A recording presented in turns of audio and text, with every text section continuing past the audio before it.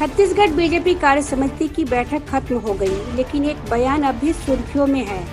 खबर थी कि बैठक में रमन सिंह ने बीजेपी की स्थिति ठीक नहीं होने की बात कही, लेकिन इस बयान का खंडन खुद रमन सिंह ने किया है।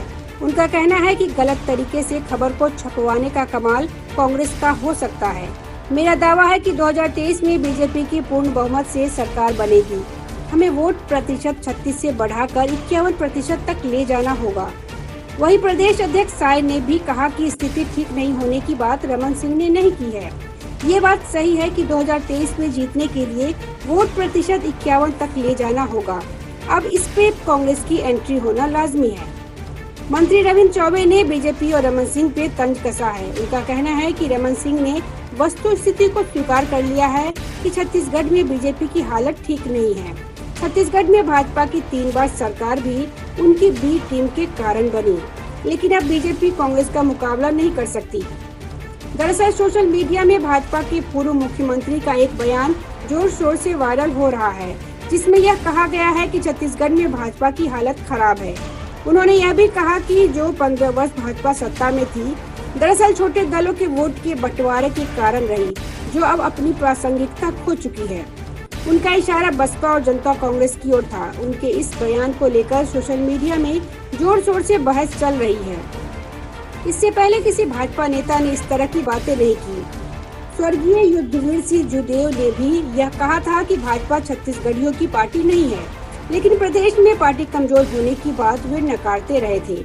यही नहीं, समय समय पे आदिवासी मुख्यमंत्री बनाने की मुहिम चलाने वाले आदिवासी भाजपा नेताओं ने अपने नेतृत्व की थोड़ी बहुत आलोचना तो की, लेकिन इस स्तर तक कोई बयानबाजी नहीं की।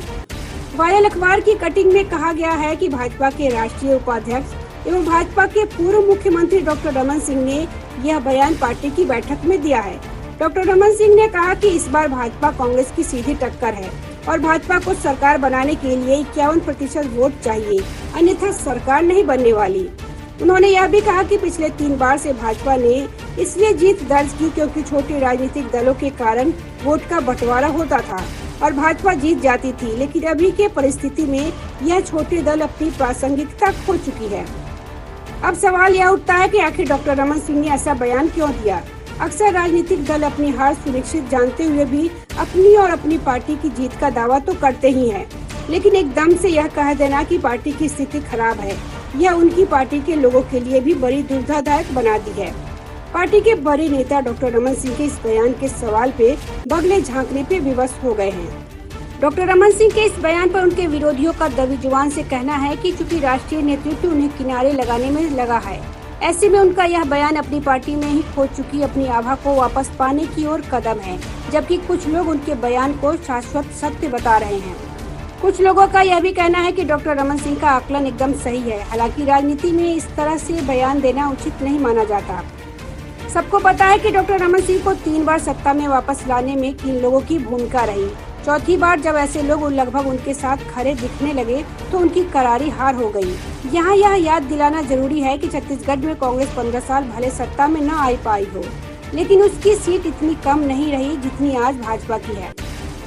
प्रदेश उन कांग्रेस की सीटें हमेशा 35 से ज्यादा रही है, इसलिए भी डॉक्टर रमन सिंह की बात समीप लगती है। इसके अलावा भूपेश सरकार ने धान की कीमत 2500 रुपए करके किसानों को, पुराना पेंशन लागू करके कर्मचारियों को एवं बोरेबासी जैसी मुहिम से आम नागरिकों पर अपनी पकड़ मजबूत कर ली है।